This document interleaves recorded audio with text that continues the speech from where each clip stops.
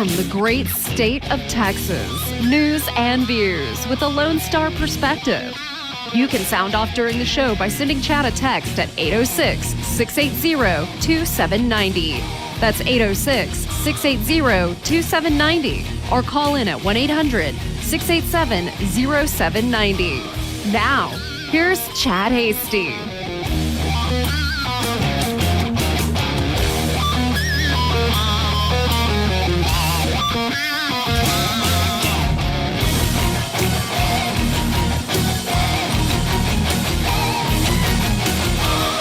Good evening, Lubbock, Amarillo, Abilene, Wichita Falls, Midland, Odessa, Dallas, Fort Worth, down in Houston, over in El Paso, and anywhere else inside or outside the Lone Star State and beyond.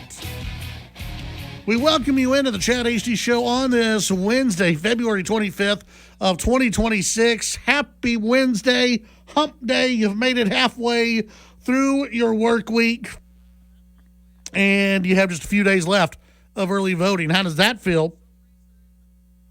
Are you tired of all the mailers, all the text messages? How many of you are getting swamped with text messages out there from the different candidates? There's a good way of stopping those, and it's by getting out and voting. And I don't know about you. My plan as of right now is to get out and vote tomorrow. That's my plan, is to get out and vote tomorrow. And if for some reason time flies way too fast and I don't have time to do it tomorrow, then Friday definitely. But my plan is to get out and vote tomorrow. And so we've seen an increase in voting every single day around the state, and I think we're going to continue to see that. And I think we're going to see a big turnout on Election Day. Don't forget, we will have election night coverage for you right here from 7 p.m. to, really 5 to 10 p.m. It's all election coverage. But I guess officially the election night show will begin at 7 p.m. on this very radio station and go through 10 p.m. And we'll bring you all the latest election results as we get them, as they come in. We will also get into different thoughts on how it'll impact the November election. Who wins that U.S. Senate seat? At least on the Democrat side, there will be a winner. Will there be? Who's going to get into the runoff? We know there's going to be a runoff on the Republican side. And so we'll be getting into that throughout the evening. It'll be myself, Ken Corbin, and Matt Crow will be joining us on the election night show. And we'll have some other folks, other guests throughout the evening. But we invite you again Tuesday night to join us right here on the program. And we'll take your feedback as well throughout the election show. Last night was the State of the Union address. If you're a big fan of Trump, you loved it. Oh, it was a good, and objectively, it was a good speech. Donald Trump, I thought, did a fine job. It was a long speech, but Trump likes to go long on his speeches, and it was a long speech. The Democrats, they just ended up looking foolish. They have not learned. In all these years, they have not learned how to not play into Trump's performance. And look, when it comes to TV, when it comes to mastering a performance, Trump knows how to do it.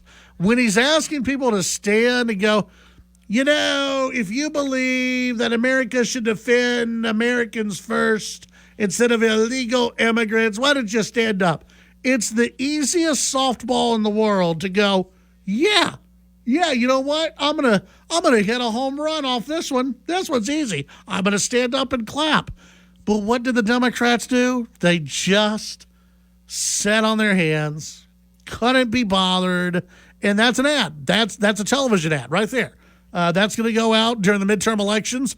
Anytime they stayed seated while honoring a veteran, yeah, that's going to go out as an ad. When they stayed seated for honoring children, what happened? Well, they stayed seated. They stayed seated, and they didn't get up and clap. They didn't do anything. So for the Democrats, it was just a horrendous night for the Democrats. It was very, very bad. And so will it propel Republicans going into the midterms? No, it won't. Why? Because most people in America will forget about the State of the Union address in about 24 to 48 hours. They'll forget what was said, what was done. That's why the TV moments are going to be so important down the road, because the White House, the Republicans will be able to show that Democrats can't even clap for protecting Americans first instead of illegal immigrants. I think if you were to go to the polls and ask people what should the priority be for the U.S. government, protecting citizens of the United States or those who are here illegally, I think most people in America would say, yeah, their priority should be protecting the American citizens. So we've got that to talk about throughout the program today. We do have guests joining us. Tom Sell will join the program coming up here in just a little bit at 5:35. He'll join the program to talk to you perhaps for the last time before election, well, definitely the last time before Election Day, about his campaign for Texas 19. Also, Abraham Enriquez will join us coming up at 6:05. Another candidate for Texas 19. He'll join us to give his vision for why he should be elected, and so we'll visit with him coming up at 6:05. Scott Braddock at 6:35 this evening. So, as you can tell, another packed show, lots of guests joining us. And I've also heard that Steve Evans, even though he's not going to be on the show the entire. Steve has just told me he's going to try to pop on from time to time during the election night show. Steve's going to try to pop on from time to time, so that's good. So we'll hear from our good buddy Steve Evans during the election night show as we go on election night and get some of these results that we've just been waiting for, been waiting to see who's going to win what and what runoffs are eventually going to happen. So we can get into all of that today. Whatever else you want to talk about. Remember, you've heard from everyone else all day long. Now it's your chance, your opportunity to sound off on the issues of the day. How do you do that? It's quite simple. You can text in at 806-680-2790. That's 806-680-2790. You can also reach out to us. Tap the app. Send us a message on your station's app. It's real easy to do that. You can also send a voice memo. You can send a video, all that kind of good stuff on the station app. And, social media. We're on social media at Chad Hasty Radio on X, also on Instagram. You can reach out to us that way. And you can also reach out to us the old-fashioned way of doing things via the telephone at 1-800-687-0790. That's 1-800-687-0790. The first voice you hear from when you dial in today, it's our good buddy. It's Nick. Nick, how you doing? Doing well. Let me ask you, do you know whose celebrity birthday supposedly is today? No. Good guess. Sean Astin. Sean Astin from The Goonies. Okay. You may have heard of him. Yes. Also, a little bit later, around 2000, the Lord of the Rings trilogy. Are you a fan? Nope. Really? Yeah. Are you serious? Yeah, no. Mm-mm. You're not a fan of the fantasy? Nope. Really? Yeah. That surprises me. I fell asleep during the first Really? movie, and I didn't even try on the other ones. The Lord of the Rings, all three. Growing up, my dad and I, that was a tradition. We'd try to do at least once a year. Yeah. We would sit through in one sitting and we do the Lord of the Rings marathon. Aren't they like 14 hours long each? It's about close. It's about 9 hours total. They're about 3 hours long each. Oh, my God. And we do it all. We take a Saturday. Yeah. We'd make it a thing. That's good. We'd get I like snacks. that. That's good. Father-son bonding. Yeah, I like that. Yeah, That's good. and I mean, we love those movies. And every time I see, it's rare. Yeah, there you go. Yeah. Reference. I can do that. I can do that. Yeah, well, you can try to do it. Yeah. Every time I see Sean Astin pop up, I know a lot of people, they think, 1985 Goonies, another excellent film. But me being a little of the later generation, Yeah. it's always immediate Lord of the Rings for me. Great films. Okay, yeah, I could. But Are you looking at a picture of him right yeah, now? Okay, now that I am, yeah. I would. Man, I don't know. You've seen the Goonies, right? Yeah, I've seen the good. Okay, I'm trying yeah. to think. He was real young. You got to think of him. Do I go Rudy first? Oh, I forgot about that. Oh gosh, I don't know. Like if I were to see him, Yeah. Well, he's been in so much. He's been in a lot. he really has been. Yeah. Boy, I'm trying to think.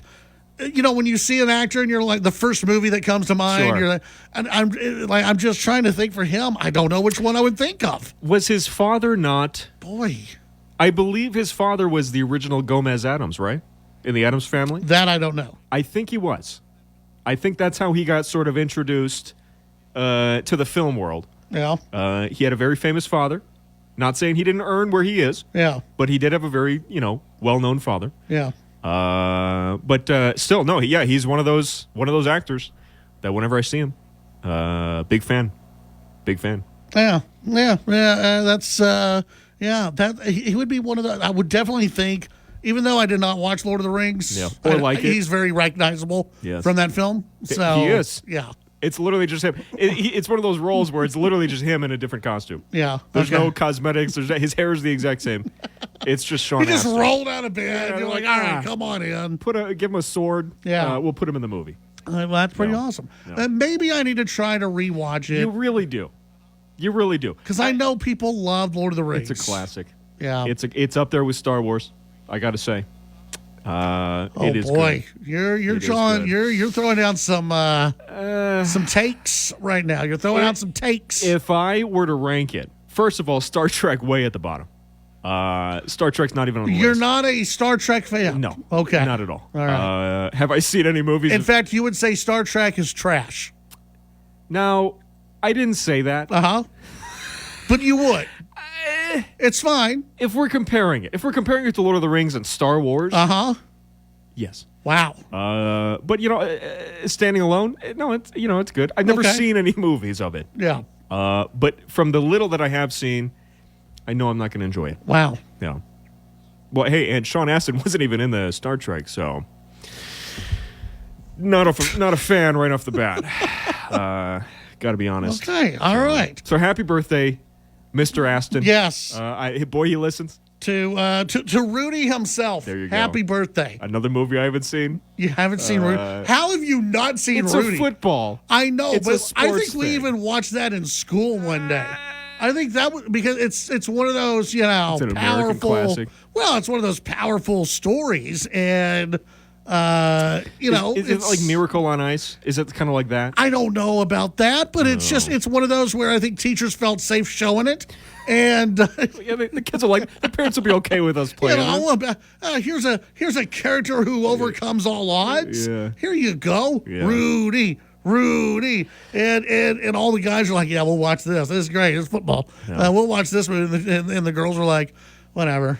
We know. And that's how I was. Yeah. And how I still am. Yeah. So I'm sure it's great, though.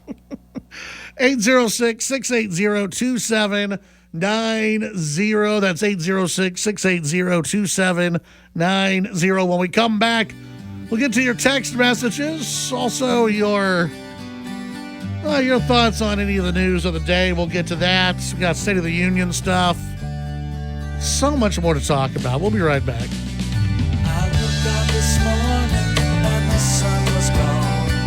Turned on some music to start my day and lost myself. The Chad Hasty Show can be heard all over West Texas. Weekdays from 5 to 7 p.m. Tune in to News Talk 95.1 and 790 KFYO in Lubbock. News Talk 940 in Amarillo, News Talk 94.7, and 1470 KYYW in Abilene, and in Wichita Falls on News Talk 96.3 and 1290. The Chad Hasty Show. Make it a part of your drive home. Weekdays from 5 to 7 p.m. How serious is youth vaping? Irreversible lung damage serious. 1 in 10 kids vape serious, which warrants a serious conversation from a serious parental figure like yourself. Not the seriously know-it-all sports dad or the seriously smart podcaster. It requires a serious conversation that is best had by you. No, seriously, the best person to talk to your child about vaping is you. To start the conversation, visit talkaboutvaping.org. Brought to you by the American Lung Association and the Ad Council.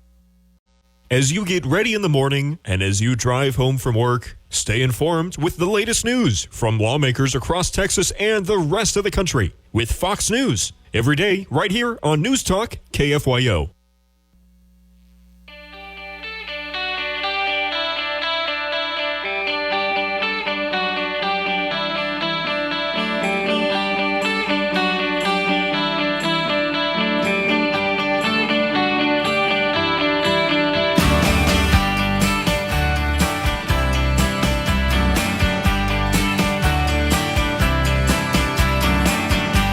Back on the Chad Hasty Show.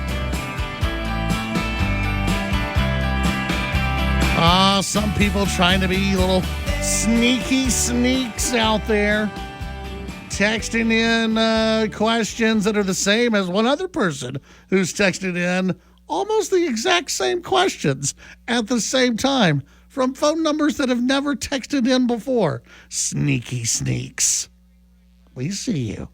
806-680-2790. That's 806-680-2790. Okay, so how do you like this, Nick? John Ashton and Patty Duke were his parents. How about that? That's famous family. Famous family right there. Let's see, another text of the Dems. The Democrats were a train wreck last night. Some of the Republicans were fanboying the president, taking selfies, trying to promote themselves. Your record should stand on its own. Okay, where have you been? Your record should stand on its own. You're not at a rock concert. You don't need a pic of yourself with the president to get reelected. You're a senator. Act like it. Well, not all of them were senators. Many of them are House members. Where have you been? If you don't think having a picture of you and Trump as a Republican candidate, let me tell you something. There are folks who, there are people trying to get elected that any way they can, they try to work themselves and Trump's name or image into a campaign ad, into a mailer, and just into something. And if you're on the House floor, that's kind of what it's all about. You want to say it's not a rock concert.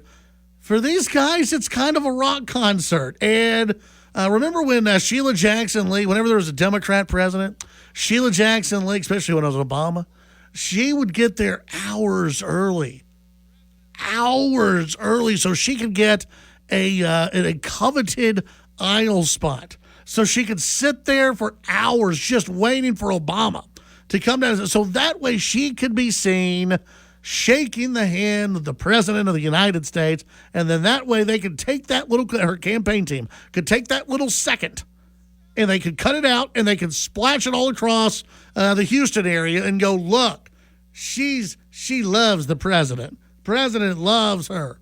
That's what they're all trying to do. Especially some of these folks who they don't really have a record.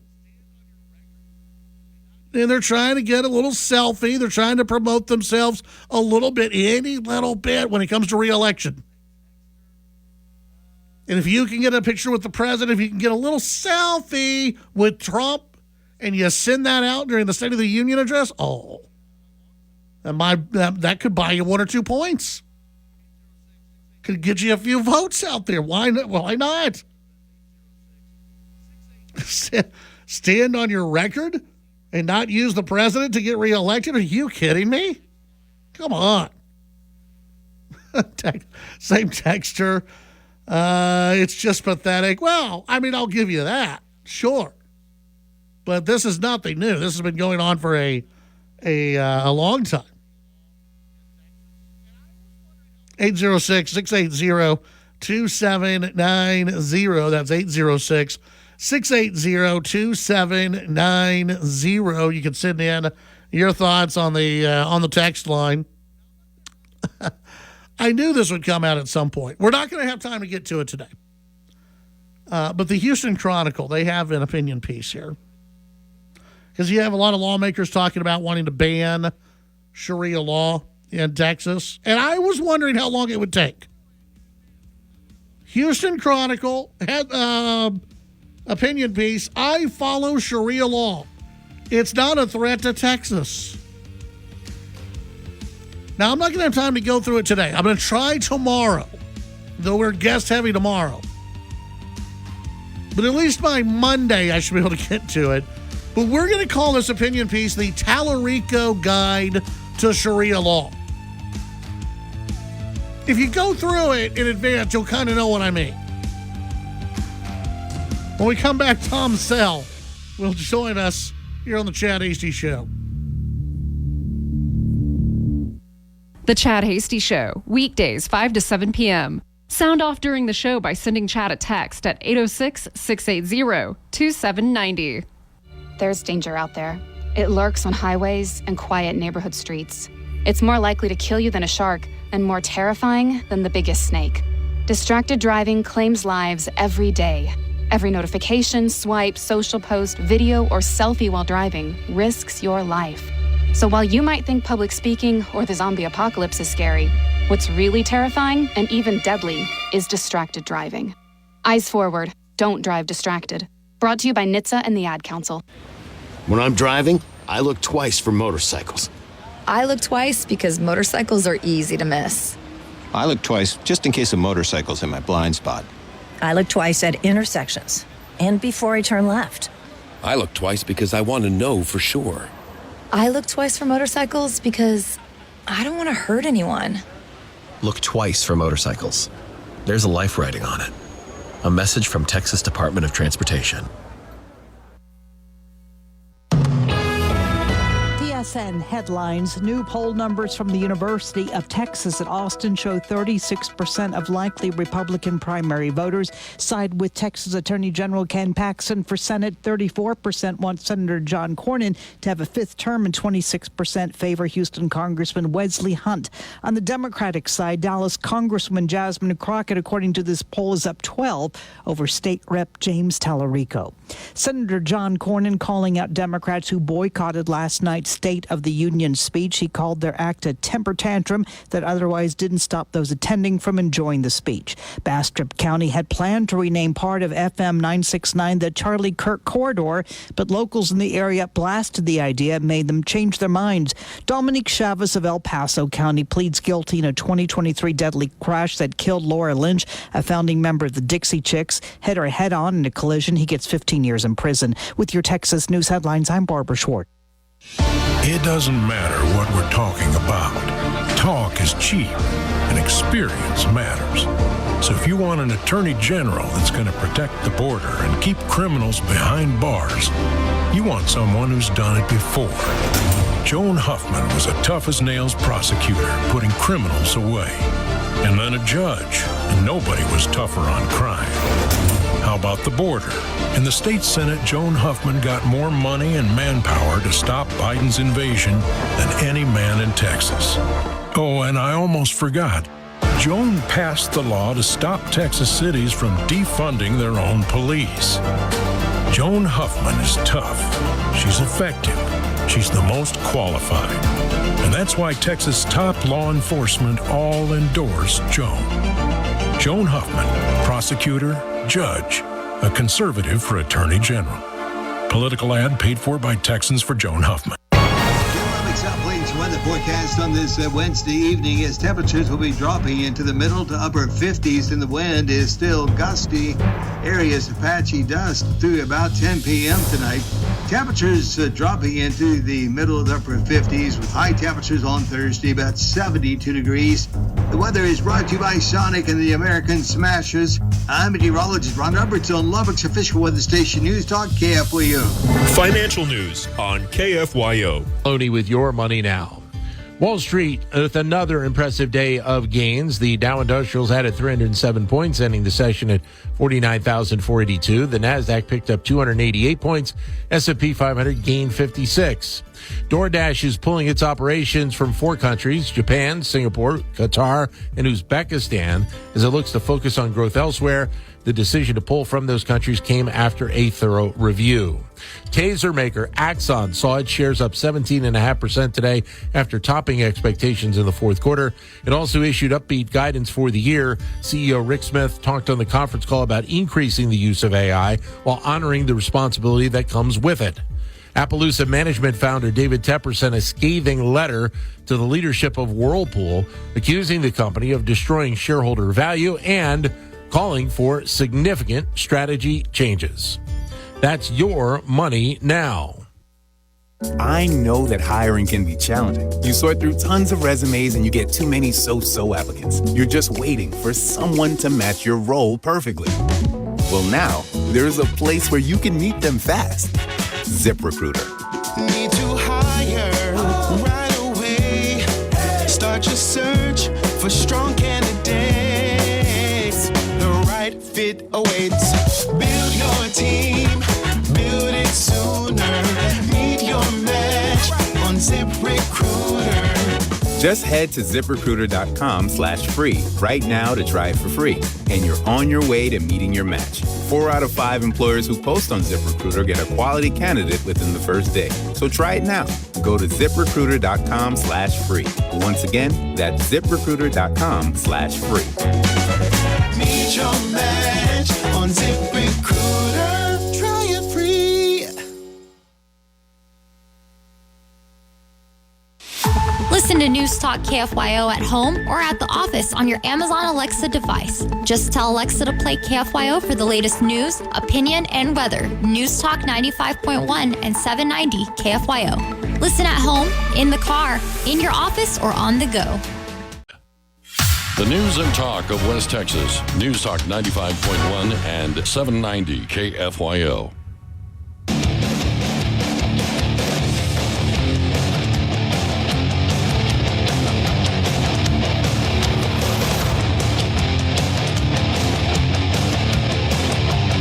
It's the Chad Hasty Show. All right, welcome back. Chad Hasty Show. Appreciate you being out there today. Final days of early voting. We're getting closer to Election Day. We'll have election night coverage here on the program as well. We'll go 7 p.m. to 10 p.m., maybe later than that, who knows. Hopefully we'll have results by 10 p.m., but we'll at least be on the air till 10 p.m., bringing you all the results from around the state of Texas. And a lot of eyes are focused on the race for Texas 19 and the Republican primary. And we have Tom Sell back in studio. Welcome back, sir. Thanks, Chad. It's good to be here. Yeah. Interesting times, nervous times, but yeah, we're working hard. What are you hearing in I hate to say closing days, but it is sort of the closing days, I guess, of the campaign, or at least the week of early voting, last week of early voting. In these last few days, what are you hearing from people out there? What are they wanting clarification about? What are they wanting to hear from you, and maybe some of the other candidates that they maybe haven't heard from yet? Yeah, that's a great question. I'm certainly feeling some good momentum, and I'm just grateful. So we were in Abilene all morning today, where we had a number of stops in Lubbock yesterday, and even getting around to the country some tomorrow. I'll be in Plainview, but I tell you, it's been very encouraging. You know, we had some endorsements over the weekend too, which were great, with Jim Jordan, the great chairman of the Judiciary Committee in Washington D.C. You know, a wrestler and an intense guy and a good champion for President Trump and the Republican brand in Washington D.C. And then, of course, Majority Leader Steve Scalise, endorse us over the weekend, along with the House Majority Whip, Tom Emmer, who's a great kind of hockey player from Minnesota and great conservative voice in that land of 10,000 lakes, which Lord knows they need more conservative voices. But Emmer and all those guys, it's just I was so grateful to get that on top of some of the others, and I think that's created a little wind and push here at the end, just to really just kind of seal in people's minds that I think I am really the conservative choice. If you really want someone who will go up there and be a champion for West Texas values and kind of the grit and the work ethic that we stand for, and has relationships that can really start to build coalitions that are going to benefit West Texas, and conservative policies, which is what our good people out here want, right? The federal government, just stay out of our hair. Let's cut the red tape and let's give people freedom to work and to build and to grow and to pursue their dreams and take care of their families. We don't need nanny state telling families how to operate. These are kind of the values that I think people love and appreciate in West Texas, and I think we've been running on this the whole time. But of course, there's been some noise and some negatives out there, and we've just tried to push through that. But I think even those endorsements this week have really helped people just cement in their minds that we are kind of. I think we wouldn't have run if we didn't think we weren't the best potential conservative option to be our voice, to be our representative in Washington, D.C. And it's just been a very humbling and fun week. Well, I want to ask you about maybe some of that, what you would call noise. I don't know. Yeah. But I want to give you a chance to kind of answer some of the questions that have been put out there. And I think that some of the criticism that I've heard thrown your way has been, but he did donate to some Democrats out there. Kind of talk about that. And just because I think it goes also a little bit into your career, what you've been doing. Kind of talk about campaign contributions and how, because you've donated to a lot more to Republicans than you have to Democrats. Kind of talk about that a little bit. Yeah. That was years ago. It was in advance of the 14th Farm Bill, and it was on behalf of farmers and agriculturalists that we were representing. And we were trying to build a coalition to get some votes. There were some attacks that were being made on kind of West Texas agriculture coming out of the Midwest. And of course, at that time, the Democrats were in control of the Senate and the House, and they had the Obama presidency. And so we were trying to play some strong defense. And I think it bore fruit in time. Again, it was very small, and it was on that issue. But that's how the political system works sometimes, and there's nothing quid pro quo about it. It's just trying to be able to make your case with people and open their eyes to the way things work in different parts of the country. And certainly this West Texas agriculture is different from the Midwest, where they have smaller farms. They're maybe more concentrated on corn and beans, and we have these diverse and bigger farms spread over more acreage.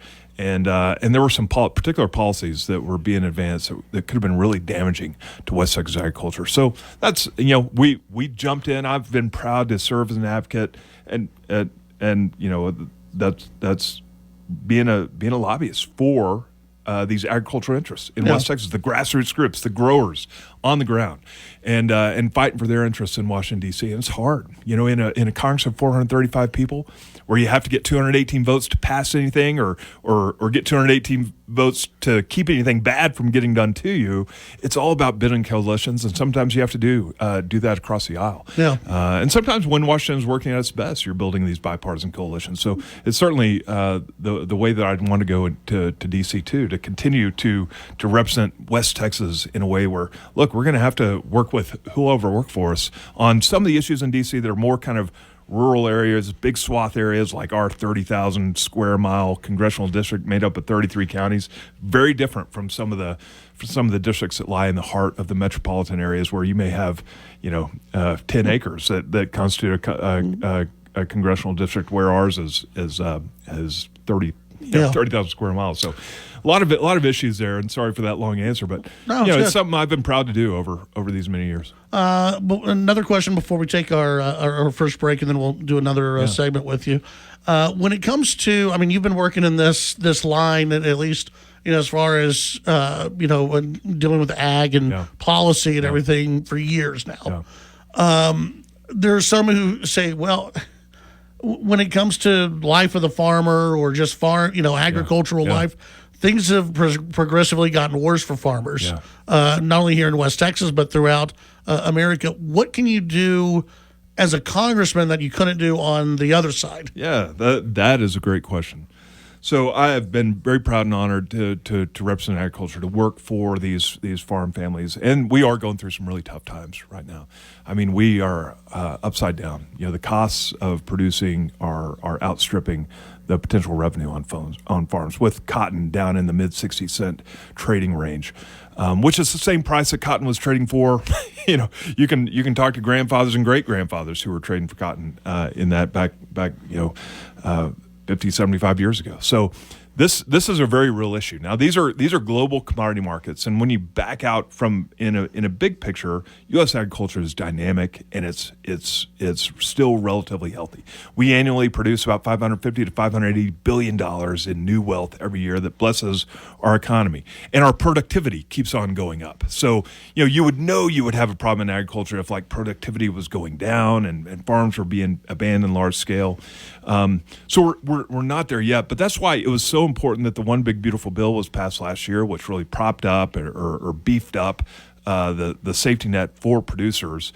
Now, it's got some delays, and it really doesn't kick in until October of this year, so that's why it's also important President Trump has stepped in the gap with Farmer Bridge assistance, and I've been proud to be a part of that. But I think the real key for farmers going forward is we've got to work hard and get into the details of the issues to give more power to the individual farmers in this kind of marketplace. I mean, this has been a historic problem, but I think there are some encouraging things that are going on right now. And as a congressman, I think what will take it to the next level is an ability to actually be in those key meetings, even engaging with the president, the administration, with a level of confidence maybe that's never been seen. Yeah. There are a lot of folks in Washington, D.C. and in Congress, but very few that have actual kind of practical knowledge of how these farm programs and farm policies work. And that's where I get really excited about trying to take it to the next level, kind of leverage the relationships and the work that I've done on this through the years to really be a super strong voice for these West Texas agricultural producers and really all of U.S. agriculture. When we come back, we'll have more with Tom Sell running in that Republican primary for Texas 19. We'll be right back.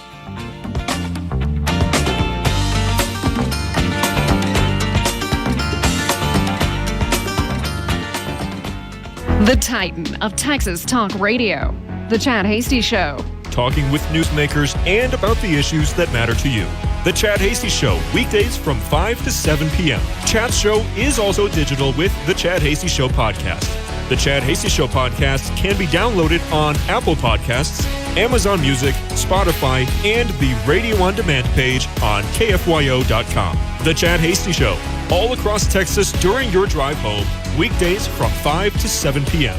When you see a car that's been in a bad crash, it's no accident. When it backs traffic up for miles, no accident.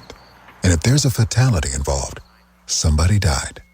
That's no accident either. A lot of the time, it was speeding. And it's no accident that speeding is a factor in more than 150,000 crashes every year in Texas, many of them fatal. So slow down, be safe, drive smart. A message from TxDOT. Local events, newsmakers, and information. It's Sunrise LBK on KFYO. Coming up on Sunrise LBK Thursday morning, Tom Collins and Matt Crow. Jerry Reynolds, the car pro, will call in with his ride of the week, and boy, is it sweet, Tom. All right, and we're going to be hearing from the Lubbock Area Square and Round Dance Federation. Dennis Horn is going to give you an invitation to their spring lessons class. It's all coming up Sunrise LBK in the morning on Thursday. KFYO, the News and Talk of West Texas. Has anybody told you about Coast to Coast AM tonight? Coast to Coast is one of those programs that deals with strange mysteries. We'll look at Bigfoot. We'll look at UFOs. We'll look at real science. And we'll also look at conspiracies and what it all means to you, the listeners of Coast to Coast AM. It's the best in overnight talk radio. Coast to Coast AM. Coast to Coast AM with George Norrie. tonight at midnight on KFYO.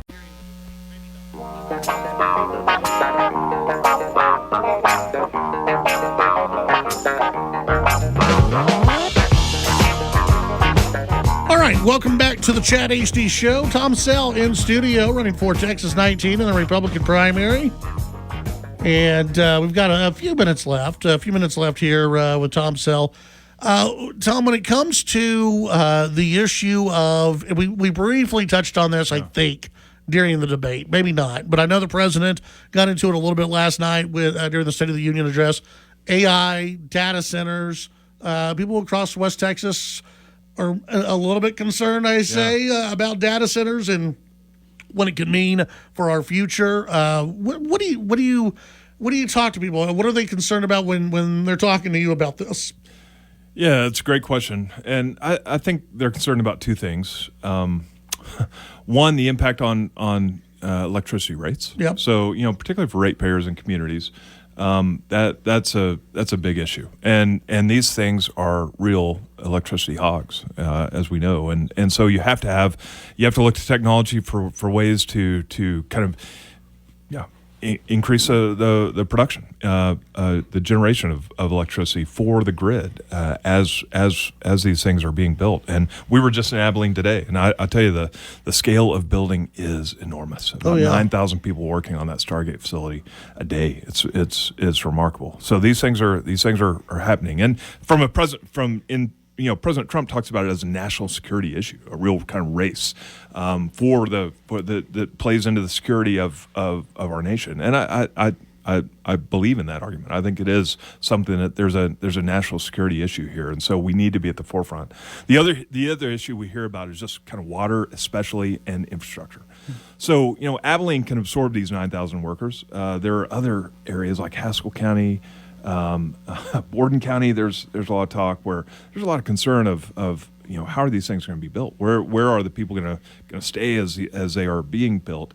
And I think there are some real issues too. I think we as a public have to insist upon and look, the layers of government are important for this too. The federal working with state.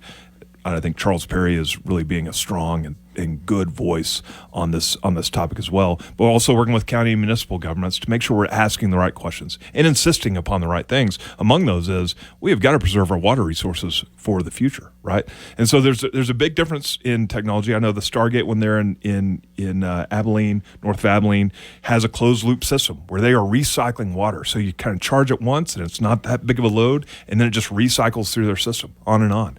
Uses very little water. And I think those are the kind of things that we have to insist upon. We have to insist on protections for the ratepayers and upon our kind of long-term resources for the area. And I think if we get through that, then most people in West Texas have this we still have this beautiful pioneer spirit of like, we can build it, we can venture into this. We just got to do it in a thoughtful way, in a careful way, in a smart way. That's going to not only build for the current needs, but also for the future. Congressman Arrington, for I think since day one, has been someone who has tried to champion, reducing spending in Washington, D.C. Yeah. Republicans love to talk about reducing spending when they're not in power. But then it's true. It's true. But when Republicans are in power, they spend. When Democrats are in power, they spend. How do we get back to the days where we're actually cutting some of the waste, some of the debt that is in Washington, D.C.? How do we actually reverse this curse, as Jody talks about? And let me just say, I think Jody Arrington, our congressman, and he's still in, and he's doing a great job this year in trying to move through a budget that would continue this kind of trend of reversing the curse. They passed a budget last year. This created the opportunity for the reconciliation bill, and they have reduced some spending. I'm very realistically, like, all the numbers aren't packaged up for FY25 yet, and we're well into FY26 here. But we did actually reduce significant areas of spending in FY25, and that trend is continuing for FY26. We'll see. We'll have to wait till all the numbers are put together. But then the other key thing is you got to reduce that spending. Credit to Doge. Credit to even Elon Musk with his chainsaw out there and the kind of the visual effect of that. But there is so much waste in our federal government. And if you can really concentrate on that and reduce the spending, while also having pro kind of economy or pro growth policies like the tax provisions of the One Big Beautiful Bill that allow for investment, growing the economy and growing the size of tax revenue because the economy is growing, not because we're raising rates. That's the key to getting back to balance. And I've been talking to some. I was there. I first went to Washington, D.C. as an intern for Larry Combes in 1995. Right out of Texas Tech University, I was awarded this internship. And, of course, I was up there for 8 years during that time before moving home and going to law school, and Kyla and I raising our kids back here. But in my brief time in D.C., we did. From 1995 to FY 2000, we balanced the budget. And, look, it was a big we had big deficit spending that was a political concern and issue at that time. And Newt Gingrich came in with his contract with America. We had some discipline on the spending side. And we had pro-growth policies, and in 2000 and in 2001, we actually had a budget surplus. Then it was prescription drugs and various things and promises that were made during the George W. Bush administration. We got back out of balance, and then of course you had the 2008 financial crisis, and it's gotten worse and worse and worse. So it's time for kind of a comeuppance. We need to have the discipline as a nation to get this back to balance, and that's where I give Jody just a whole lot of credit for what he's done in his leadership role with the Budget Committee to reverse the curse and try and get us back to balance. And I plan to carry that torch going forward. Got a little bit less than a minute. Give folks the final pitch as they get out and vote. All right. Well, and Kyla's sitting here with me, so if you want to add something in, Kyla, come on. Hey, we are. This is about. This question is who do we really trust to go up and kind of espouse the values of West Texas in Washington D.C. Who's going to be for a smaller and very conservative government? Who's going to stand for the values? And that's where I think Kyla and I have lived just a strong, conservative, credible life over many years. And who's going to fight for the industries that are so important to West Texas? And man, I think I'm that man. I'm proud to do it. It's been humbling. It's been so encouraging getting around all 33 counties in this district, talking to people all over the place, and just trying to channel this kind of West Texas grit. Washington, D.C. needs more West Texas. I think I'm the guy. And Chad, I just appreciate this opportunity to be with you. The Chad Hasty Show, a presentation of Texas Town Square Media Network. The views and opinions expressed during the Chad Hasty Show are not necessarily the views of this station's staff, management, advertisers, or Town Square Media. Listen online to News Talk KFYO on your computer at KFYO.com or on your phone through the KFYO app. News Talk 95.1 and 790 KFYO.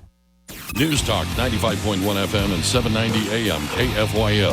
KFYO and K236CP Lubbock, and on the KFYO app. It's 6 o'clock in Texas.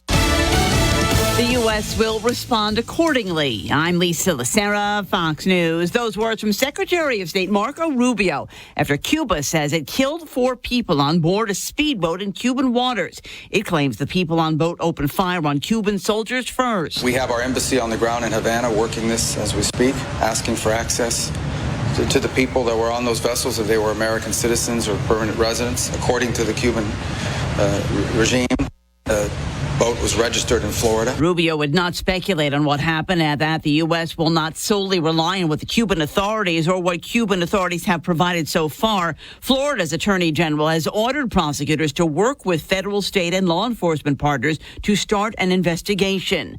The Trump administration halting some Medicaid funding for Minnesota over fraud allegations linked to daycare centers in Minneapolis run by Somalis. The federal government is putting a temporary hold on $259 million in Medicaid payments to Minnesota, Vice President J.D. Vance says, until state leaders take steps to prevent fraud. We are going to start very aggressively in the administration cracking down on the people and the organizations that are defrauding Americans. The move comes amid allegations of education and daycare centers fraudulently enrolling students in programs in the state.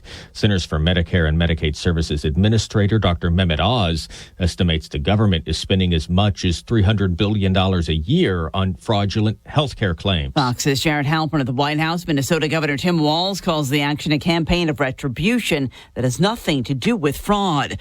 A former Air Force pilot under arrest for providing defense services to the Chinese military. The Justice Department says Gerald Eddie Brown, a former flight instructor, trained Chinese pilots to fight against those he swore to protect beginning in 2023.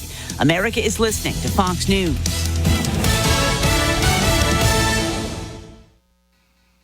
Live local talk on Sundays. Reason, Religion, and Reality, a radio project of the Constitutionalist Society, LLC. Reason, Religion, and Reality brings you a panel of constitutionally minded, liberty-loving patriots covering topics from Supreme Court decisions, government actions including curriculum in schools, and attacks on the church. Catch the shows Sunday noon to 2 on News Talk 95.1 and 790 KFYO. Listen online at KFYO.com or on the KFYO app. Reason, Religion, and Reality. Lubbock's Uplinks weather forecast on this Wednesday evening as temperatures will be dropping into the middle to upper 50s and the wind is still gusty. Areas of patchy dust through about 10 p.m. tonight. Temperatures dropping into the middle to upper 50s with high temperatures on Thursday about 72 degrees. The weather is brought to you by Sonic and the American Smashers. I'm meteorologist Ron Roberts on Lubbock's official weather station News Talk KFYO.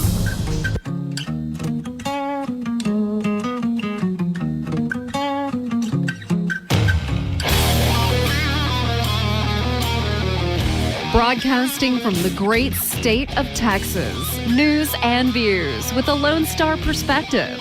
You can sound off during the show by sending Chad a text at 806-680-2790. That's 806-680-2790. Or call in at 1-800-687-0790. Now, here's Chad Hasty.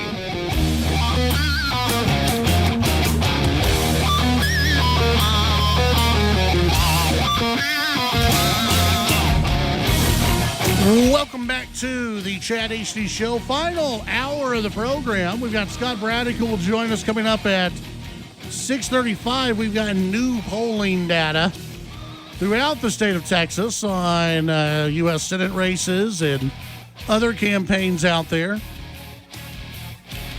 We'll get to that with him. And, some of these campaigns getting dirty around the state of Texas, getting nasty out there in the final week of early voting. So we've got all of that to talk about with Scott Braddock coming up at 6:35. Joining us in studio right now, we've got Abraham Enriquez. He's running in that Texas 19 race for the Republican primary. We just, of course, we've got more candidates who will be coming through the rest of the week. And Abraham, welcome back. How are you? Chad, it's so good to be with you. You know, we start our morning off in Big Spring. We then went to Abilene, and now we're in Lubbock, and we're headed to Andrews right after this. So any day on the campaign trail is an exciting time. So I appreciate you. What are you hearing from folks when you're out there, campaigning and talking to people and shaking hands? What's concerning people in the closing days of this campaign? Look, I think on the campaign trail, as candidates, you want to talk about what people are concerned about, and it's always going to be the cost of living, the rising cost of just being able to do life, right? But contrary to popular belief, I'm actually hearing more exciting things about how people are excited about the future of the direction of West Texas, the fact that it's an exciting time for our district. Most people don't even really know that there is an election, so us knocking on their door, making the phone calls, doing the rallies, gets them excited to become part of the process again. Chad, what I'm excited about is, look at what we've done in the campaign trail. We've already brought in over hundreds of new voters into our coalition, whether that's young voters, whether that's women voters, whether that's pastors, whether that's Hispanics, whether that's family farmers and ranchers that have been left out of the conversation. This campaign has been about West Texas, and it's going to continue being about West Texas, and that's what people are excited about. When it comes to some of the issues that have been impacting all the campaigns out there and the things that everybody is talking about, just your idea when it comes to protecting the farmers out there. We saw just recently Lubbock Feeders announced that they're closing after 70 years in Lubbock. Devastating. When it comes to protecting agriculture, when it comes to protecting the beef industry, cotton, all that kind of stuff, when people, I think for all these candidates, they kind of have to prove how they're going to be best at protecting those areas out here. What do you say to folks? How are you best positioned to defend those farmers and ag producers. I mean, it's devastating, Chad, that over the past 5 years, over 200,000 small family farmers and ranchers went out of business. Over 86,000 just this year alone went out of business. That's a fact from, Nate Sheets, who's running for agriculture commissioner. Just the other day at the forum that you were moderating, one of my opponents said it's not that big of a deal. That number really isn't that big when you're looking at the grand scheme of things. One family farm that goes out of business is big enough. And so the fact there's someone on this campaign that believes that 200,000 isn't that big of a deal, I think is the problem. For me, Chad, I've been very clear since day one. My grandparents were farm workers. The reason why I get to say that I was born an American, privileged to be an American, is because of the ag industry. So this particular issue, it's personal to me because it's not, we'll get there when we get there, we'll fix it when we get a chance. We have to have a strong policy plan on day one. I love what Secretary Rollins is doing, by the way, the first Texan to ever be the Secretary of Agriculture. It took this long, but thank God. Working hand in hand with her for over the past 6 years, I realized it's important to get DC bureaucrats out of the way. There are way too many middlemen, Chad, that have really just sidelined our family farmers and ranchers. We haven't had a new farm bill over the past 8 years. What we've had have been extensions of the same failed policies that have actually put foreign countries ahead of our family farmers and ranchers. The fact that India, Pakistan, Argentina, Brazil have a better playing field at what you're just talking about with cotton prices, cattle prices, over our family farmers is not America first. It's America last. And it's all because establishment lobbyists, consultants in D.C. that have never touched a farmland in our country. And I believe it's time to change that. During the debate, I asked you about a sitting member of Congress who I guess used to be vice president of Bienvenido. Is that right? Okay. Representative Luna? Yes, sir. Okay. She's come out and said that basically putting you in Congress would be putting something explosive into Congress, and that she basically said that you should not be running. And I know you addressed that during the debate, but address that again for those maybe who weren't tuned in that evening, because so far, at least in this campaign, no other sitting member of Congress has come out against anybody else in this campaign and said something like that. How do you address that? Well, look, I want to start off by saying this. I am not in the business of attacking other Republicans. I believe that is exactly what the other side wants us to do. So as it pertains to Congresswoman Luna, I respect her as a congresswoman in Florida. However, and I said this at the debate, I'll say this again, she was vice president of our organization when Charlie Kirk then asked us to help her understand what Hispanic outreach was. After we actually brought her here to Lubbock to an event where many people in the audience, Chad, they even raised their hand publicly, saw what we saw, we distanced ourselves from the Congresswoman. And I want to leave it at that because, I believe that West Texas does not like when other people outside of our district and outside of our state try to influence our elections and tell West Texans how to vote. And there is a candidate on this ballot that is actually hiding behind other elected members of Congress. The fact that George Santos is weighing in on West Texas, he can do that. But you know what the support that I have? I have the support of Pastor Carl Tody from Trinity Church in Lubbock. I have the support of Jerry Milhauer, a 6th-generation farmer and rancher from West Texas. I have the support of Bob Wood, the former Parsons Elementary School principal. I have the support of Ashley Cash, who's sitting here with us today, a generational daughter of ranchers from West Texas. My support comes from my district. I don't have to have other people from outside of Texas tell my voters who I am, because for the past 31 years, this district knows who I am, knows my character, and I don't need someone to taint that because the people here know who I am. Is it not a little bit, and I'm just throwing this out there, to say that you don't care what people outside the district say? You do have endorsements from outside the district. You do have. Of people that I've worked with. But no one's sitting out there going, "Well, I don't want endorsements from outside the district." I think it's important to bring in endorsements when stuff like this happens, when people mischaracterize who you are and your record. We led the largest Hispanic voter operation any Republican presidential candidate has ever seen when we brought in 1 million new voters to Republican coalition. People who are hiding behind pay-for-play blog posts and articles are tainting my work. So what happened? What do you mean by that? look at the Washington Examiner piece. Look at some blog posts on Facebook. They're trying to say that we didn't produce what we did. And then what happened right after that, Chad? Turning Point Action came out and endorsed. CPAC came out and endorsed. Governor Greg Abbott endorsed. Why? Because they know the work that I've done, and they try to set the record straight. And that's why those endorsements matter. We try to people to try to taint your character and also your results. So the Washington Examiner piece, and it seems like you've tried to dismiss that because they're behind a paywall. A lot of news organizations are behind paywalls now. So I don't think it's fair to necessarily, say that, you can't be reputable if you're not behind a paywall. Dallas Morning News, New York Times, just about every news organization, the Texan News is behind a paywall now. So a lot of news organizations are behind paywalls.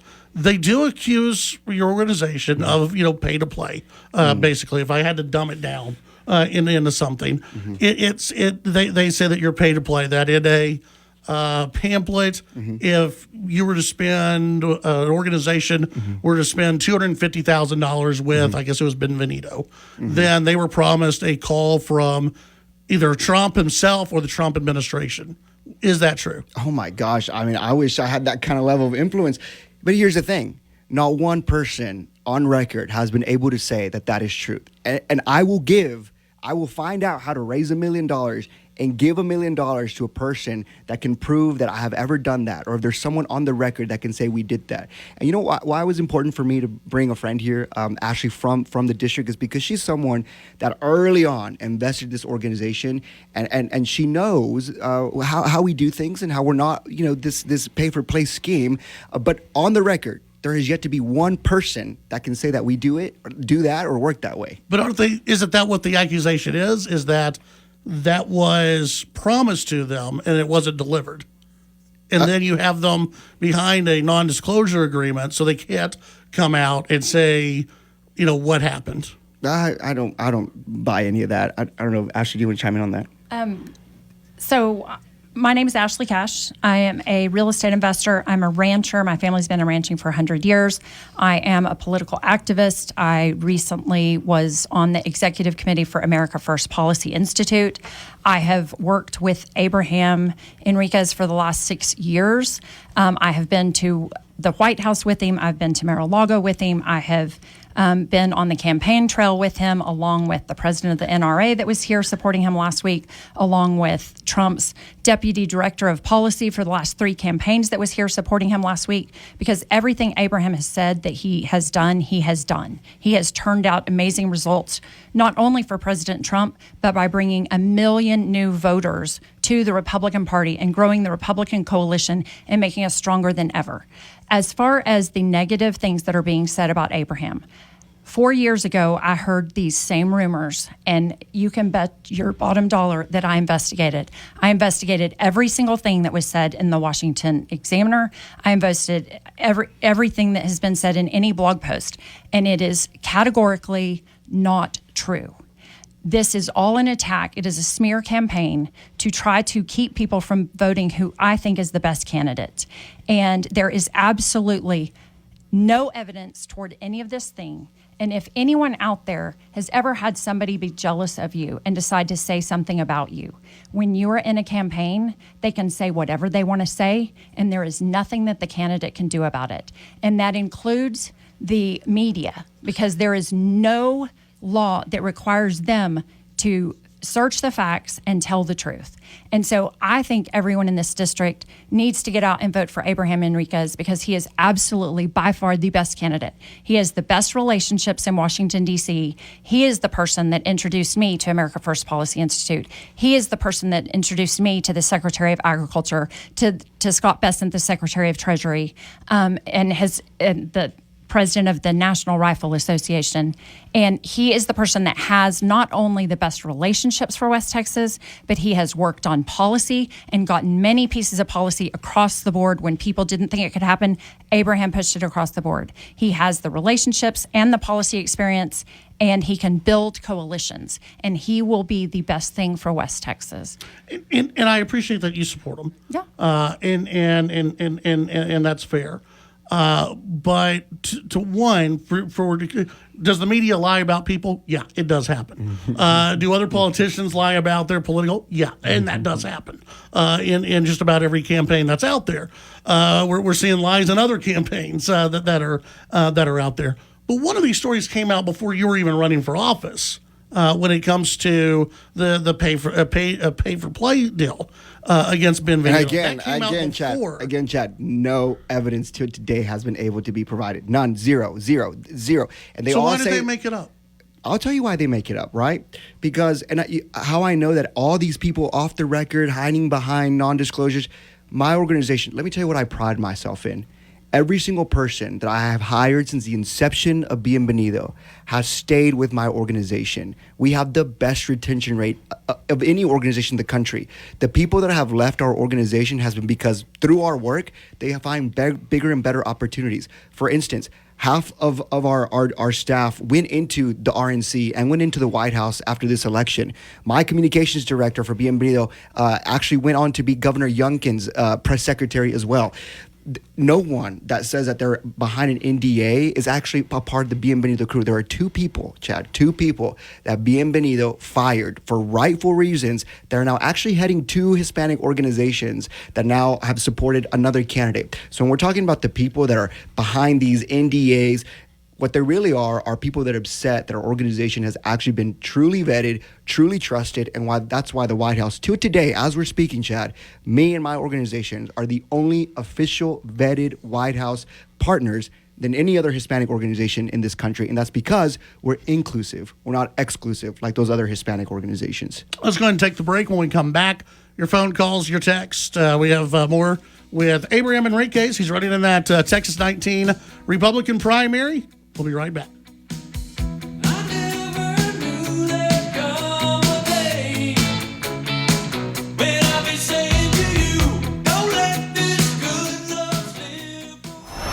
The Chad Hasty Show can be heard all over West Texas. Weekdays from 5 to 7 p.m. Tune into News Talk 95.1 and 790 KFYO in Lubbock. News Talk 940 in Amarillo. News Talk 94.7 and 1470 KYYW in Abilene. And in Wichita Falls on News Talk 96.3 and 1290. The Chad Hasty Show. Make it a part of your drive home. Weekdays from 5 to 7 p.m. Pedal to the metal. Greased lightning. Burn rubber. Make tracks. Full gas. Whatever you call it, it's speeding. And a heavy foot can cost you a heavy fine. Or more. Speeding is a factor in more than 150,000 crashes every year in Texas, many of them fatal. Slow down, be safe, drive smart, and take it easy. A message from the Texas Department of Transportation. America's #1 talk show host, Sean Hannity, weekday afternoons at 2 on News Talk 95.1 and 790 KFYO.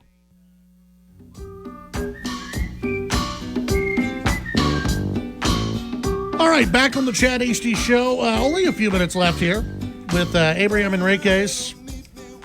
And, since you brought it, and I don't want you to stay on it for a long time because you brought it up already. Yeah. And people would get mad at me if I didn't follow up on it because you said George Santos, who's had his own personal problems, sent out a tweet earlier saying, earlier this morning, I guess, saying that someone on Governor Abbott's team needs to brief him on Abraham and his mom's activity with Bienvenidos and the RNHA. Mm-hmm. He says that Abraham and his mom allegedly schemed to defraud the donors of the RNHA and funnel their money into Bienvenidos.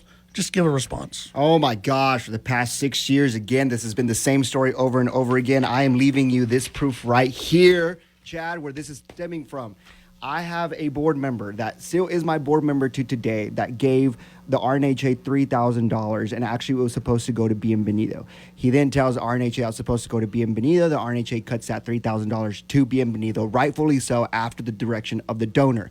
I understood what that actually meant and I gave the $3,000 back. I'm leaving you this information here, and that this hundreds of thousands of dollars that apparently they make, they're stemming it from $3,000 that actually I gave it back, which if I really wanted to, I could say, give me those $3,000 back that our donor, who you'll see here, actually directed to Bienvenido. And today, Chad, I am begging for the leadership of that organization to release all financial records. For the past 6 years, we've been running around talking about this particular issue. Release them all. And what you're actually going to see is that Betty Cardenas, who so happens to be my mom, who was the chair of the time that this happened, actually put more of her money into that organization to ensure it stayed alive. So the way they're treating her work is truly unfair. But no, it stems from this one donor that mistakenly gave the wrong organization the wrong type of money.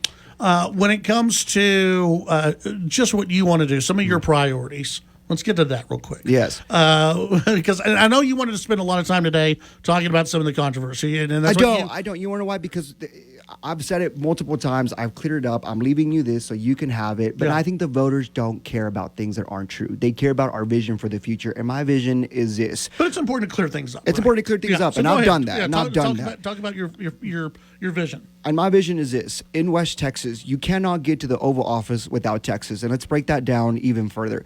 You can't get to the Oval Office without West Texas. Every election year, the votes from Dallas and Houston, Austin, San Antonio come in. And if you're like me, you break a sweat a little bit and you think Texas is going blue. And then the votes from Lubbock and Abilene, San Angelo, Midland, Levelland, Slayton, Amarillo come in. And we, again, set the course for what Texas could look like. This election is not about if we're going to send a Republican to Congress. We are. It's what type of Republican we're going to send to Congress. There's only one person on the ballot, Chad, that when life was on the ballot was out making the phone calls, out knocking on the doors, getting voters to the poll. There's only one candidate on the ballot that when marijuana, the decriminalization of marijuana was on the ballot, was one candidate that was knocking the doors, making the phone calls, getting voters to the booths to ensure that our streets weren't being flooded by drugs. And there was only one candidate that rolled up his sleeves and traveled across this country to ensure that we didn't have a President Harris. That voter is Abraham Enriquez. That candidate will show up time and time again. That candidate will show up time and time again for West Texas because I've already been doing it. The other candidates on the ballot, while they're nice guys, have been absent in every single fight that we've had here in West Texas. We have about 30 seconds left, not long at all. Kind of give that final pitch to voters where they can find out more about you and your campaign. To be a part of the Team Abraham, go to abrahamenriquez.com or follow all our social media platforms at Abraham4TX. All right, you're going to Andrews next? We're going to Andrews next. All right. Good luck. Thank you. All right, Abraham Enriquez. You can visit his website, find out more about him and his campaign in the closing days of early voting for Texas 19 and, well, all the other races up and down that ballot. When we come back, Scott Braddock scheduled to join us here on the Chad Hasty Show.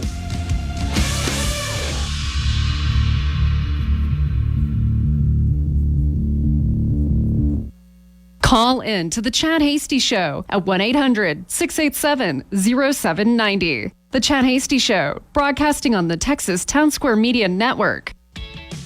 Do you have kids? Then you know the importance of properly installing their car seats and buckling them up correctly to protect them from injuries.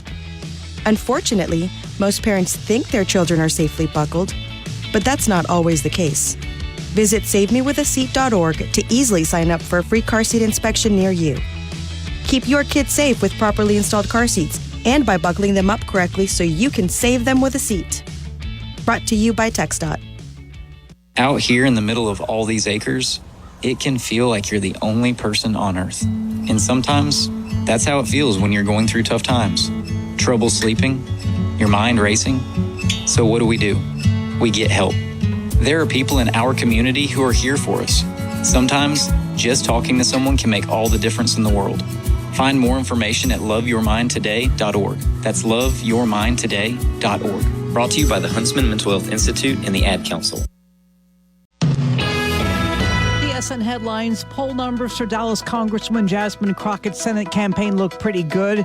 Last week, the University of Houston poll had her up by 8 points, and the now UT Austin poll has her with a 12-point lead over State Representative James Tallarico, 56% to 44% on the Republican side for Senate. Ken Paxton, the Attorney General, with 36% to John Cornyn's 34%. Houston Congressman Wesley Hunt has 26% of the vote in that poll. Senator John Cornyn calling out Democrats who boycotted last night's State of the Union speech. He called their act a temper tantrum that otherwise didn't stop those attending from enjoying the speech. The president taking his State of the Union message to the country over the next few days. President Trump will be in Corpus Christi Friday, his first time in Texas since his visit to Kerr County after the July 4th flooding. Dominic Chavez of El Paso pleads guilty of the county to a 2023 deadly crash that claimed the life of Laura Lynch, a founding member of the Dixie Chicks. He'll be sentenced to 15 years in prison. With your Texas News headlines, I'm Barbara Schwartz. Former lobbyist Sid Miller is flying high, and Texans are paying the price. As Agriculture Commissioner, Sid Miller spends our money traveling the globe with 48 taxpayer-funded overseas trips planned this year alone. And while Sid Miller travels the world on our dime, foreign adversaries like China and the Muslim Brotherhood are buying up Texas farmland from right under our feet. It's why Governor Abbott called Miller an utter failure. But thankfully, we have a choice. Abbott endorsed Nate Sheets as running for Ag Commissioner to put farmers first. Nate Sheets is a proud veteran and Christian who built America's #1 honey company from a single beehive in his backyard. As Ag Commissioner, Nate will fight to improve the bottom line for farmers and ranchers and help Trump stop foreign enemies from buying up our land. Governor Abbott, Texas Farm Bureau, and the Texas Cattle Raisers stand with Nate Sheets. Vote conservative Republican Nate Sheets for Ag Commissioner. I'm Nate Sheets, and I approve this message. Political ad paid for by Nate Sheets Campaign. South weather forecast on this Wednesday evening as temperatures will be dropping into the middle to upper 50s and the wind is still gusty. Areas of patchy dust through about 10 p.m. tonight. Temperatures dropping into the middle to upper 50s with high temperatures on Thursday about 72 degrees. The weather is brought to you by Sonic and the American Smashers. I'm meteorologist Ron Roberts on Lubbock's official weather station News Talk KFYO. You can catch the absolute latest on all that's happening with President Trump in the White House on the Clay Travis and Buck Sexton Show, weekdays at 11 on the News and Talk of West Texas. News Talk 95.1 and 790 KFYO. I'm Anna Eliopoulos with your Fox True Crime Minute. Charges finally filed in the cruise ship death of a Florida teen. Documents unrelated to the case show that Anna Kepner's stepbrother has been charged with homicide. It was in November that Kepner was found dead in her cabin on a Carnival cruise ship, hidden under the bed, wrapped in a blanket, and covered in life jackets. Since then, the case has been shrouded in mystery, with most updates about the case coming out of a family dispute between Kepner's mother and father over custody. In fact, it was in an emergency divorce court petition that the criminal action was revealed, citing a social media post from the Kepner family saying that the stepbrother was charged February 3rd by the U.S. Attorney in the Southern District of Florida. The teenager was photographed at Miami federal court just 3 days later. There's more on this story at foxnews.com or subscribe to the Fox True Crime Podcast. I'm Anna Eliopoulos with your Fox True Crime Minute. The news and talk of West Texas. News Talk 95.1 and 790 KFYO.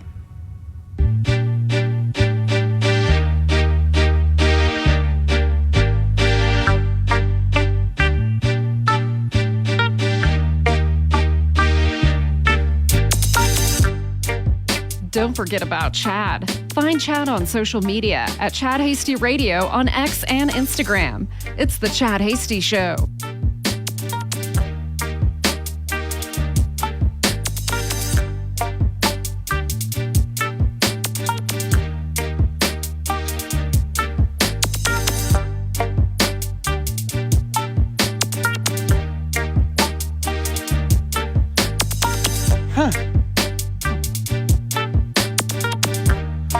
Chad Hasty Show. Thank you for tuning in today.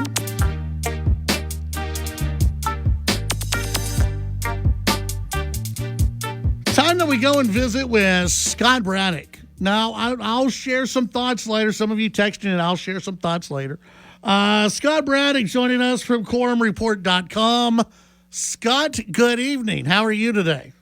Doing well, putting lots of miles on the truck. I left Austin a few days ago, went through Houston, Vidor, now in Lufkin as I press on toward DFW, then back town toward Austin by the end of the week. It's the final days of the primary, and as all these candidates check on all these campaigns to figure out what's going on with them.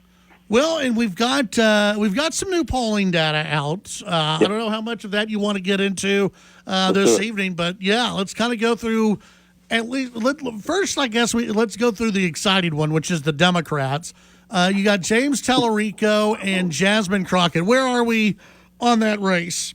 You know, I think they're both exciting, the GOP and Democratic primaries, but I know what you mean. I think that the Democratic primary has maybe more shape to it, so we'll have some finality by Tuesday in all likelihood, although you do know that in the Democratic primary, they also have a third candidate.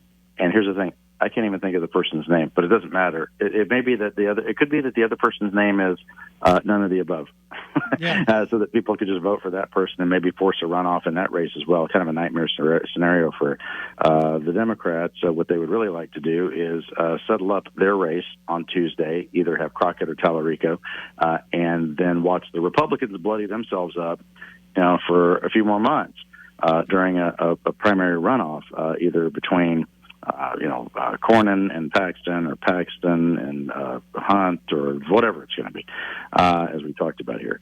But some of this polling, I think there's sort of an impulse to, when people are watching these races closely, to just cling to any information that we get, any numbers that we get.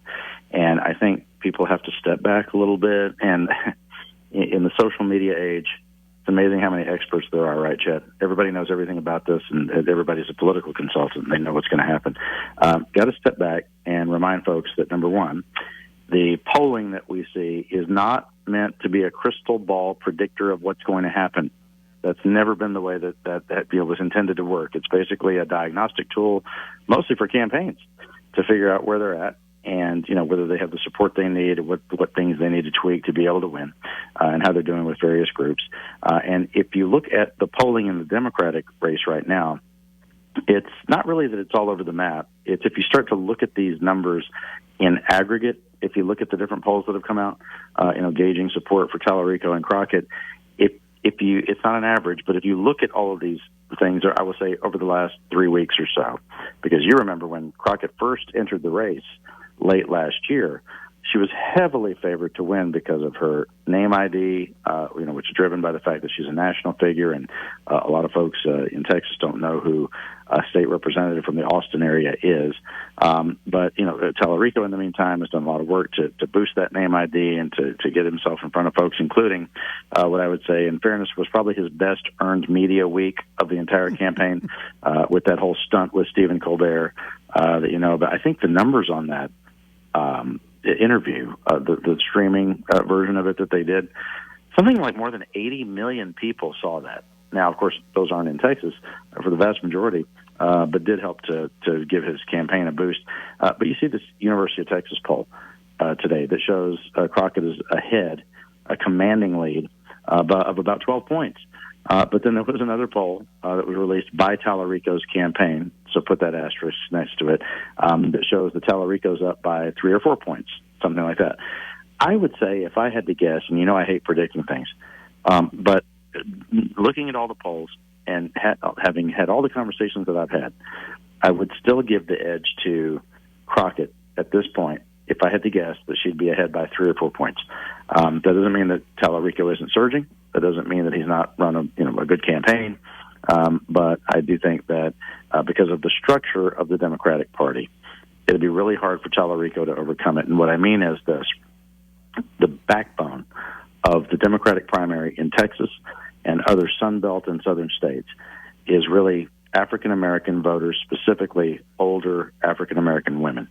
And if you look at those precincts in Houston and Dallas, in the 3rd Ward in Houston or in Southern Dallas County, where they've had tons of Democrats coming out so far, it's hard to imagine that in those areas, Chad, that they're voting for the white state representative from Austin. That's probably not happening. But in their race, why is that? Extremely well. There's a lot of identity politics, of course, but I would say this. I was reminded by one of my African-American friends in Houston a couple of days ago. He said this, look, you have this record turnout on the Democratic side. Democrats are outvoting the Republicans by quite a bit. I do believe that a lot of that will even up by Election Day. As you have said, a lot of Republicans are holding their votes for right now because crazy things keep coming out about candidates every day, whether it's the Ag Commissioner's race or the Senate race or whatever. But if you think about the last time that Democrats had a record turnout in their primary in Texas, it was in 2008. And what was happening at that time? A presidential primary in which there was a black man running for president. And you just had a couple days ago in Lubbock, Texas, 1,200 mostly African-American folks show up for a political rally in Lubbock County. When was the last time that happened? When Beto O'Rourke was running. Black people?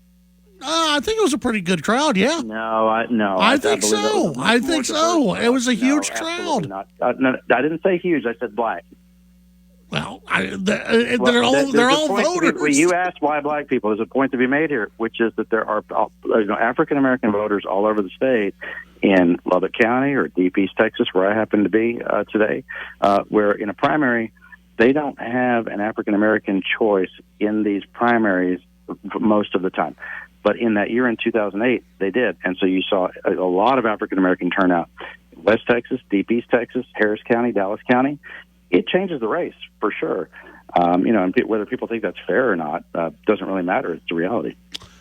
Let me ask you this, though. Yeah. Mm-hmm. Let's say, I'm just going to throw this out there. Let's say Ken Paxton eventually wins the nomination. Mm-hmm. Don't know if he will, but let's just say he does.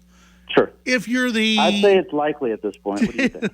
If you're the Democrat Party, not the voters, but the Democrat Party, and in Washington D.C., who do you want running against Ken Paxton? Do you want James Tallarico or Jasmine Crockett?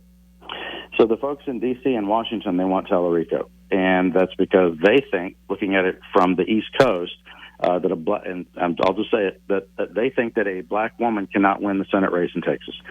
I did have some Republican operatives in the last couple of days say that they think that whether it's Crockett or Tallarico, as long as Paxton is the nominee, that we will have significant funding flow into Texas for the Democrat, whichever one it is. And that has to do with the fact that there's probably not a path to a U.S. Senate majority for Democrats without going through Texas.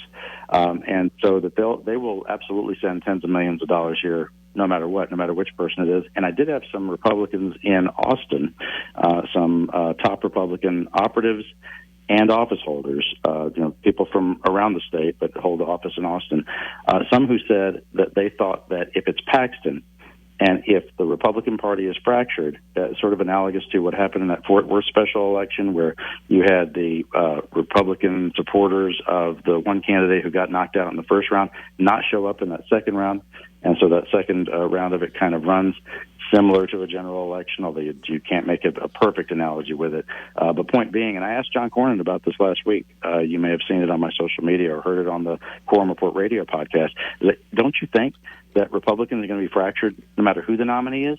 I think if Republicans lose in Texas, it's not as dependent on who the Democratic nominee is.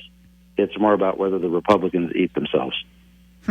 All right. I just ask you because some Republicans that I've talked to around the state, they fear more of a Tallarico than they do Jasmine Crockett. And it has nothing to do with race. It has more to do with some of the moral issues that may be presented by a James Tallarico versus a Ken Paxton. Well, let me tell you a fun bit of gossip I got yesterday. A Republican operative 2 days ago on the Paxton side said that, and who knows, but they said that Paxton's folks were more nervous about Crockett than Tallarico for this reason. Because, as they put it, quote, she actually has the balls to go after Paxton on his corruption and allegations of all these affairs and everything else like that, whereas Tallarico plays it a little bit too nice. Yeah. Okay. Yeah, Interesting. Who knows? Yeah, we'll see how that plays out. What about some of these other races that are out there? The race for Texas Attorney General. That one is it's quiet. Unless you're watching on X, which it seems like Wrights is going to win the nomination on X, but that might be the only place he wins. It looks like this is going to be a runoff between Chip Roy and Mays Middleton. Are you kind of surprised by the lack of just spotlight on this race? You and I have both talked about this race quite a bit, right? And I know you've had the candidates on the air, and I've seen them in multiple forums at this point around the state. It seems like it's running like one of those races where you have a wide open field, 4 people, and this part of it is a little bit like what happened in 2014, the last time there was a wide open race for Attorney General after Governor Abbott decided to run for governor after he had been AG. And what happens in these races a lot, we've talked about this here on the show, is when you've got that many candidates, it's not necessarily that they always play nice with each other, but because nobody knows exactly what's going to happen because there's so many people in the race, it's hard to get a feel for it, right? And it's hard to understand, exactly how it's all going to play out. So sometimes some of the candidates play nice, but in this case, you've had Mays Middleton, MAGA Mays, as he's calling himself, just blowing up Chip Roy every chance he gets, spending millions of dollars. He has probably blown through about $10 million at this point to be in second place, according to some of the polling, and hoping to be in a runoff with Roy. Remember, Roy had said at the end of last year, I think in the middle of December, he said he thought he could maybe pull this off without a runoff. Well, in a 4-way race, that's really tough. And then, of course, on the other side, on the Democratic side, they've got 3 people running over there. So in that race, just like in a few other races, including the comptroller's race, it may be that in a lot of ways the runoff season will be more intense than what we're already seeing with the primary season, because no matter what, in a bunch of these races, because there are so many candidates who are still introducing themselves to Texans, there's no way to have any candidate get 50+1% of the vote next Tuesday. So they'll have to sort it all out over the next few months after that. Scott, tell folks what they can find over at quorumreport.com. We've got all of the Texas primaries covered for you, rough and tumble. By the way, I said earlier today on social media that nothing is like the final days of a Texas primary when you've got murder allegations, DUI allegations, police reports leaked and filed, divorce proceedings, signs for candidates, those campaign signs vandalized and everything else like that. And somebody texted me when they saw that tweet, Chad, and they said, "Wait, who got a DUI?" And I said, somebody always gets a DUI. Anyway, we've got it all covered for you at quorumreport.com. Click free sign up, and we'll keep you in the loop. All right, very good, Scott. As always, we'll talk to you. We'll talk to you next week. Thanks, my friend. Thank you. That's Scott Braddock, editor of quorumreport.com. When we come back, we'll wrap it up.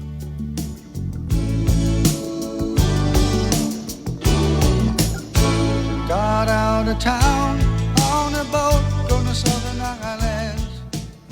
The Titan of Texas Talk Radio, The Chad Hasty Show. Talking with newsmakers and about the issues that matter to you. The Chad Hasty Show, weekdays from 5 to 7 p.m. Chad's show is also digital with the Chad Hasty Show podcast. The Chad Hasty Show podcast can be downloaded on Apple Podcasts, Amazon Music, Spotify, and the Radio On Demand page on KFYO.com. The Chad Hasty Show, all across Texas during your drive home, weekdays from 5 to 7 p.m. When you see a car that's been in a bad crash, it's no accident. When it backs traffic up for miles, no accident. And if there's a fatality involved, somebody died. That's no accident either. A lot of the time, it was speeding. And it's no accident that speeding is a factor in more than 150,000 crashes every year in Texas, many of them fatal. So slow down, be safe, drive smart. A message from TxDOT. Make KFYO your #1 preset on AM and FM, and put the KFYO app on your phone or tablet's home screen. The news and talk of West Texas. News Talk 95.1 and 790 KFYO.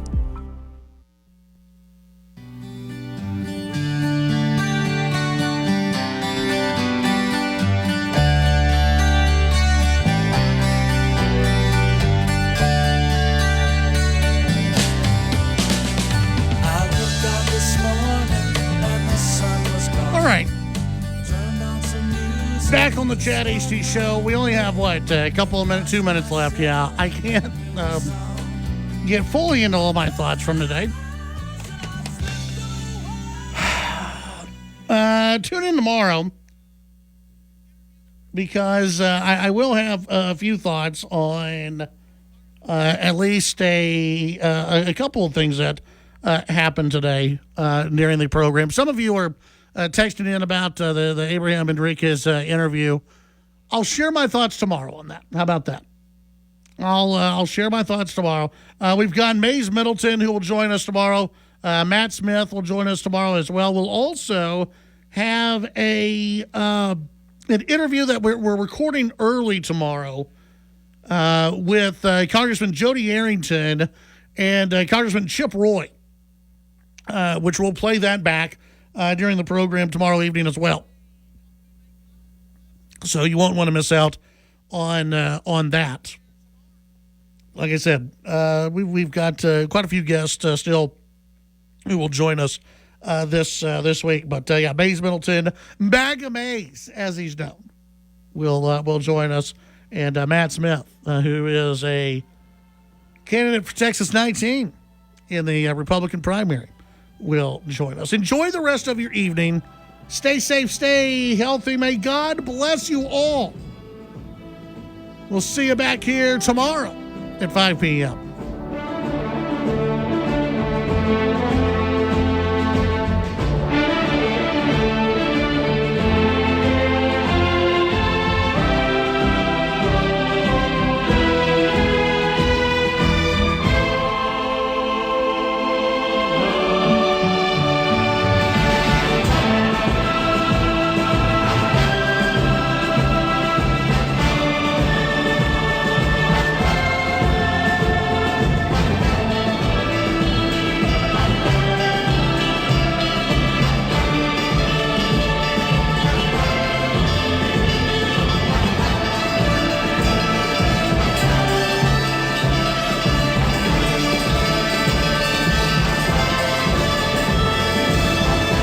The Chad Hasty Show, a presentation of Texas Town Square Media Network. The views and opinions expressed during the Chad Hasty Show are not necessarily the views of this station's staff, management, advertisers, or Town Square Media.